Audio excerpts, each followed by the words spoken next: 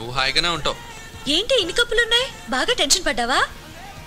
అసలు మా ఇంటికి ఎందుకు ఫోన్ చేసావు? మీ నాన్న అప్పడుగుదామని. అడగాల్సింది.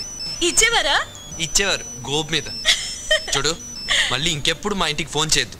సరే, నేనే డైరెక్ట్ గా వస్తా. వస్తావా? చెప్తా.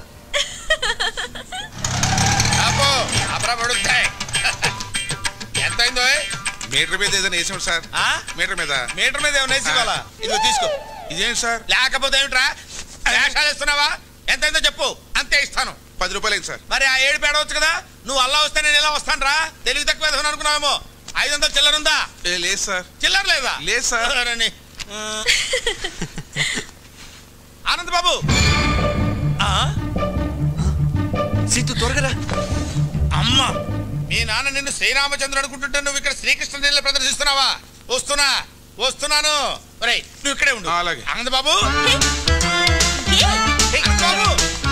ఆనంద్ బాబు,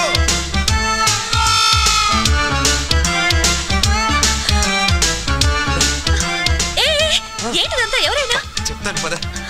ఆయన శాస్త్రి గారని మా నాన్నకు బాగా పరిచయం. మన ఇద్దరిని ఇలా చూసాడంటే కలిసి తిరుగుతున్నాం అనుకుంటాడు. తిరుగుతున్నావు అంటావేంటి? లెఫ్ట్ చేసుకుంటున్నాం కదా. ఏదో ఒకట్లే, నువ్వురా. అబ్బా, ఆనంద్ బాబు, మెట్లెక్కలేక వస్తున్నాను ఆయన. ఆగబోయా బాబు. ఆనంద్ బాబు, అయ్యో ఆనంద్ బాబు.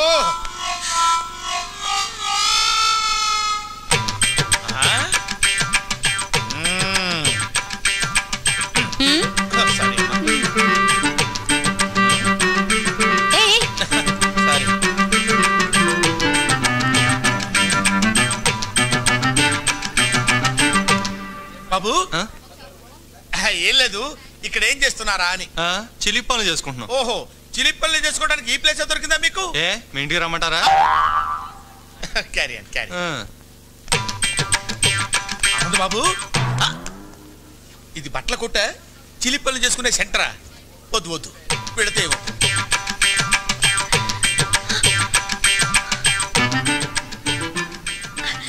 మళ్ళీ హక్ చేసుకోవా ప్లీజ్?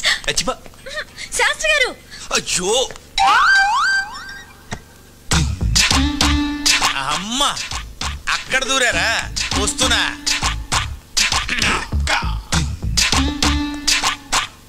లోపల ఎవరన్నా ఉన్నారా అండి? ఉన్నారు, లోపలికి రండి.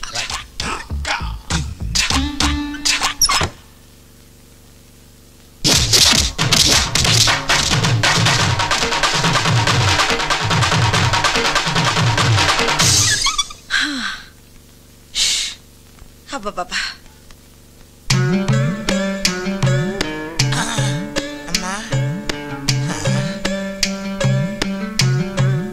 లోపల ఎవరైనా ఉన్నారా అని అడిగితే బతకటమే కాకుండా జేబులో ఉన్న 500 రూపాయలు కూడా కొట్టేసింది ఆయన. ఇప్పుడు ఎలాగా? రక్షించావు తల్లి.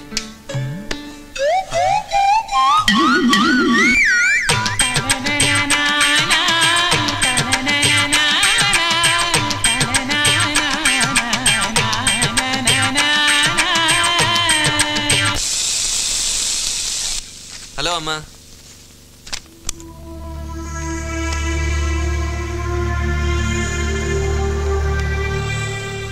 ఏంటమ్మా అలా ఉన్నావు? ఎప్పుడు ఏ విషయం నా దగ్గర దాయని నువ్వు ఇప్పుడు దాయాల్సిన అవసరం ఎందుకు వచ్చిందా అని. దాయాలని కాదమ్మా, కానీ ఎలా చెప్పాలా అని. ఆ అమ్మాయి చాలా మంచిదమ్మా, మా కాలేజీలోనే చదువుతుంది. ప్రేమిస్తున్నావా? తనని చూస్తే నువ్వు తప్పకుండా ఇష్టపడతావమ్మా. ఆ అమ్మాయి అలాంటిది. కావాలంటే చూడు, ఇదిగో.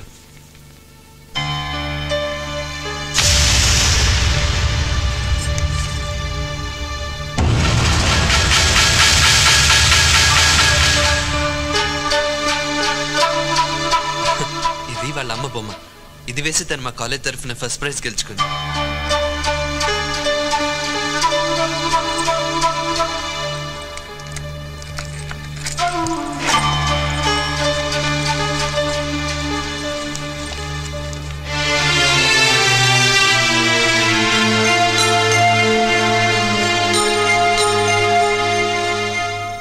సీత,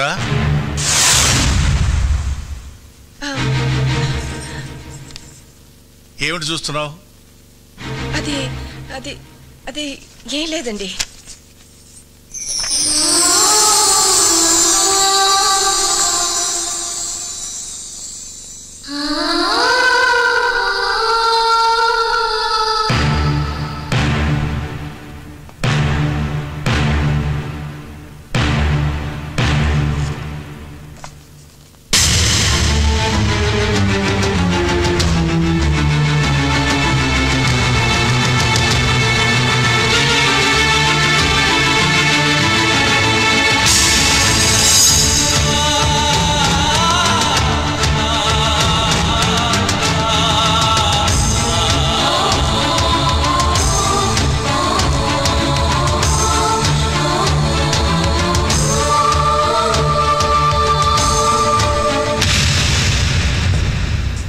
నా జీవితంలో నేను ఒకే ఒకసారి తల వంచాను, అది నీ మెడలో తాళి కట్టడానికి. కానీ నీ కూతురు నన్ను జీవితాంతం తలెత్తుకునేవ్వకుండా చేసింది. దాని జ్ఞాపకాలు నన్ను వెంటాడకూడదని, అది చేసిన అవమానాన్ని శివుడు విషాన్ని కంటలో దాచుకున్నట్టు నేను దాచుకోలేనని నీకెన్నోసార్లు చెప్పాను. నా మాటకు ఎంత గౌరవం ఇచ్చావో ఇప్పుడు తెలిసింది. ఈ దేశంలో పుట్టిన ఆడది భగవంతుడి కంటే భర్తకి ఎక్కువ గౌరవం ఇస్తుందంటారు. అది అబద్ధమని నువ్వు రుజువు చేశావు.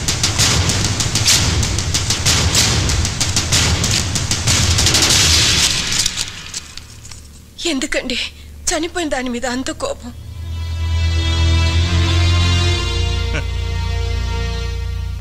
నేనింకా బ్రతికే ఉన్నానుగా.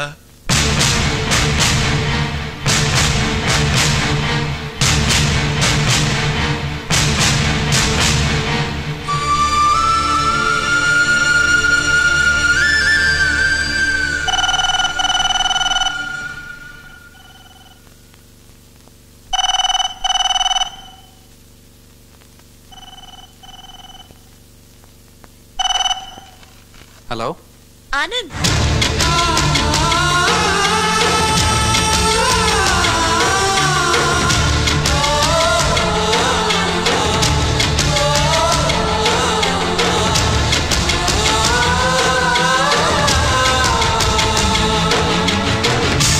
ఏమేవ్ వంట అయిందా? అవలేదన్నమాట. నా మొహర కప్పు కాఫీ పడేస్తావా? ఇవ్వన్నమాట. Okay okay. నమస్తే అండి. ఎవరయ్యా నువ్వు? నా పేరు తాడిబాబు అండి. ఏం కావాలి? నాకు ఒక అమ్మాయి కావాలండి. ఏమిటి ఏమిటి ఏమిటో మాట్లాడది? ఎవరితో మాట్లాడుతున్నావు? తెలిసి మాట్లాడుతున్నావా? సార్ అందుకు కాదు సార్, పెళ్లికి సార్, పెళ్లి చేసుకోవడానికి అమ్మాయి కావాలి సార్. ఆ ఏడుపు ముందు ఆడవచ్చు కదా. చెయ్యిలా చూపించు సార్. ఇటు తిప్పు. తిప్పే. ఇటు తిప్పు. తిప్పే. ఏది ఏదో వివాహరక నీ పిండాకుడు నీ జన్మకు పెళ్ళి పో. భలేవారండి. నా చేతిలో 5 స్టార్ హోటల్స్, పేపర్ మిల్లులు, షుగర్ ఫ్యాక్టరీలు ఉన్నప్పుడు ఇంకా రేఖలు ఎందుకండి? అలాగా మరి చెప్పవే. ఏమిటా నిలబడే ఉన్నావు? కూర్చో. థాంక్స్. సింహాసనం మీద కూర్చో. ఇంత ముందు పెళ్లి చూపులు ఏమన్నా జరిగాయా? సూపులు చాలా జరిగాయండి, కానీ పెళ్లిళ్ళు మాత్రం 3 సార్. పెళ్లిళ్ళు 3 అయ్యాయి? అవునండి. వాళ్ళు ఏమైపోయారు? పోయారు సార్. అంటే లేచిపోయారా పారిపోయారా? కాదు సార్, చచ్చిపోయారు. 3 చచ్చిపోయారా? ఎందువల్ల? మొదటి భార్య బల్లి పడిన పాయసం తిని చచ్చిపోయింది సార్. 2 బల్లి పడిన పాయసమే తిని చచ్చిపోయింది సార్. 3 తల పగిలి చచ్చిపోయింది సార్. అవును, ఆవిడ బల్లి పడిన పాయసం తిని ఎందుకు చావలేదు? దానికి పాయసం తింటం ఇష్టం లేదు సార్. ఓహో అలాగా. అయితే ఇప్పుడు నీకు బల్లి పడిన పాయసం తిని చచ్చిపోయేటువంటి పెళ్ళాం కావాలా, తల పగిలి చచ్చిపోయేటువంటి పెళ్ళాం కావాలా? ఎలాంటిదైనా పర్వాలేదు, 7 రోజుల్లో పెళ్లి జరగాలి. 7 రోజుల్లో పెళ్లి ఎలా అవుతుందయ్యా? ఇదేమన్నా సంతలో గేదెను కొనుక్కురావడం అనుకున్నావా ఏంటి? 7 రోజులు ఎందుకయ్యా? ఇవాళ ఏ వారం? ఆదివారం. సోమవారానికి వివాహం జరుగుతుంది పో. చూడు, 7 రోజుల్లో పెళ్లి జరగలేదనుకో, కత్తి ఒకటే ఆయన, పోట్లు మాత్రం 7 పడతాయి. ఎందుకు? 7 నా లక్కీ నంబర్. అబ్బా ఎందుకంటే అంత దూరం ఆలోచిస్తారు? అనవసరం గారు ఆవేశపడిపోతున్నారు. అమ్మాయి సంగతి నేను చూసుకుంటాను, మీరు వెళ్ళిపోండి.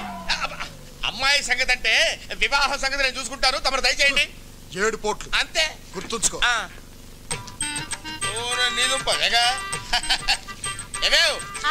కాఫీ పెడతావా?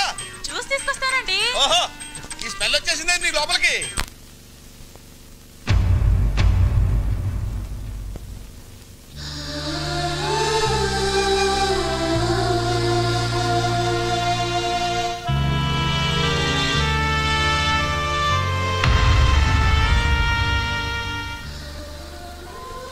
వాళ్ళ అమ్మ ఫోటో చూడగానే నాన్నగారికి అంత కోపం ఎందుకు వచ్చిందమ్మా?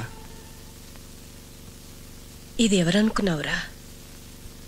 ఈ ఇంటి దీపం, మా వరాల తల్లి. ఆయన్ని బాధ పెట్టి నాకు కడుపు కోత మిగిల్చి వెళ్ళిపోయింది. అసలు ఏం జరిగిందమ్మా? సీతు వాళ్ళ నాన్న ప్రసాద్ ఒకప్పుడు మన దగ్గర పనిచేసే గుమస్తా కొడుకు. అతను తండ్రి చనిపోతే మన ఇంట్లో పనిచేయడానికి వచ్చాడు. ఎరా చదువుకుంటావా, పని చేస్తావా? చదువుకుంటానండి. అయ్యా, వాడి చిన్నపిల్లాడు, వాడికేం తెలీదు. ఏదైనా పనిపించండి అయ్యా. ఏ వయసులో చేయాల్సిన పని ఆ వయసులో చేయాలి. వీడిని నేను చదివిస్తాను. అలా అతన్ని చదివించి పెంచి పెద్దవాడిని చేసి ఆఖరికి పెళ్లి సంబంధం కూడా నిశ్చయిస్తే మొట్టమొదటిసారి ఆయనకు ఎదురు తిరిగాడు. నాకు తెలియకుండా నా పెళ్ళెందుకు నిశ్చయించారు సార్? నువ్వు ఎక్కడ చదవాలో ఏం చదవాలో నిన్ను సంప్రదించే చేశానా? అది చదువు, ఇది జీవితం సార్. నేను మాట ఇచ్చేశాను. మీ మాట కోసం ఇష్టం లేని అమ్మాయిని పెళ్లి చేసుకుని జీవితాంతం బాధపడమంటారా? అసలు అమ్మాయిని చూడకుండా ఇష్టం లేదని ఎలా చెప్తున్నావు? నేను వేరే అమ్మాయిని ఇష్టపడుతున్నాను కనుక. ఎవరా అమ్మాయి? మీనాక్షి.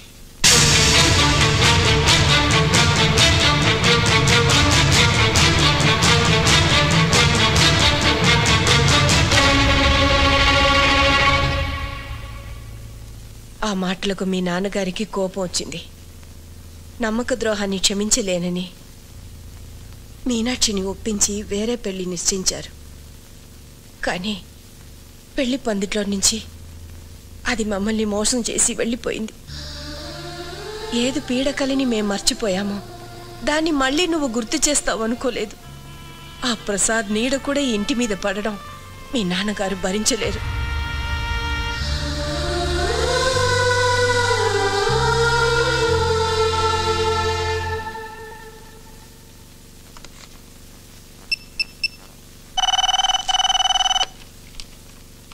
హలో,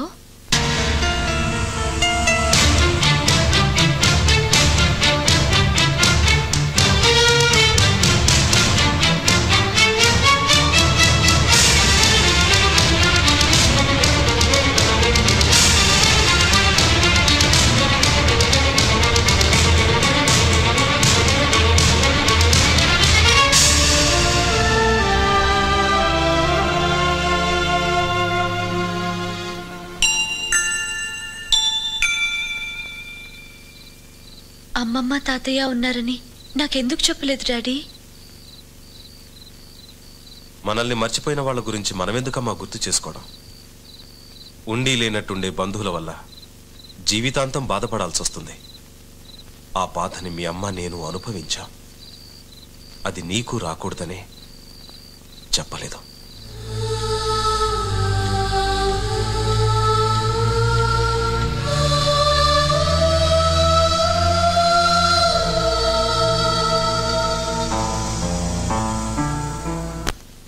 మీ నాన్నతో చెప్పే వచ్చావా? మీరు ఇష్టపడితే మిమ్మల్ని తీసుకెళ్ళడానికి వచ్చాను. ఈ ఆలోచన నీదా మీ నాన్నదా? నాదే.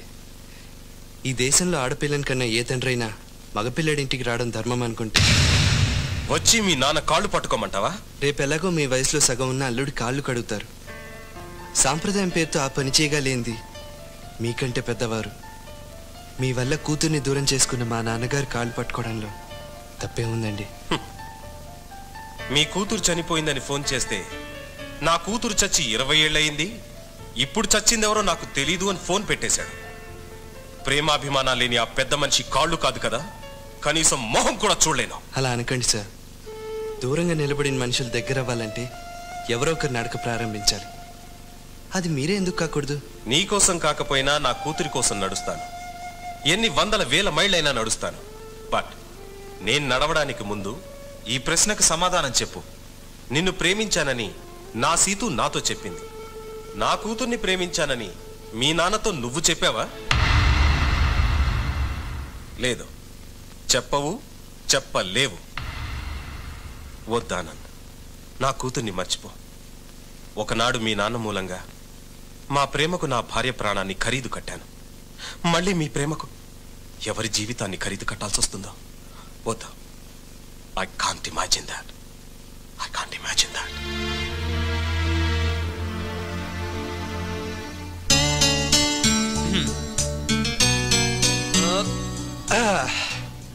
So 50% happy. మీ నాన్న డౌట్ అల్లా మా నాన్న ఒప్పుకోడానే కదా, అక్కడి నుంచే ట్రై చేద్దాం. ఎలా? ఈ డికాక్షన్ మా నాన్న, ఈ పాలు మీ నాన్న. ఇలాగే తాగితే చేదుగా ఉంటుంది. ఈ చక్కెర మన ప్రేమ. ఇప్పుడు తాగితే స్వీట్గా ఉంటుంది. వినడానికి చాలా స్వీట్ గానే ఉంది. రిజల్ట్ కూడా అలాగే ఉంటుంది.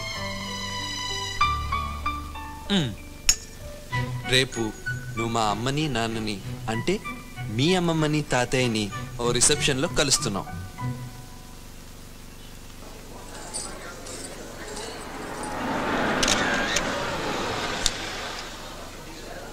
సిటు నాన్నొచ్చారు.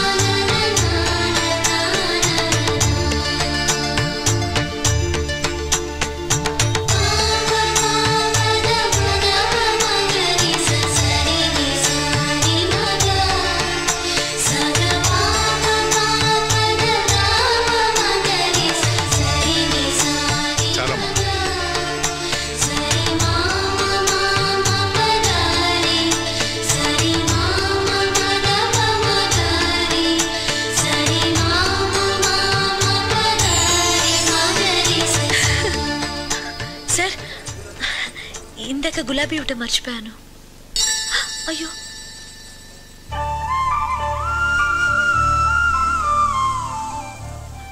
అది కింద పడింది కదమ్మా.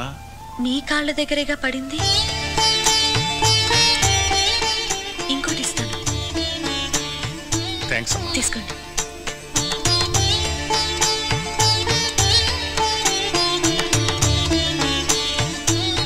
కొంచెం ఎక్కువైనట్టుందే.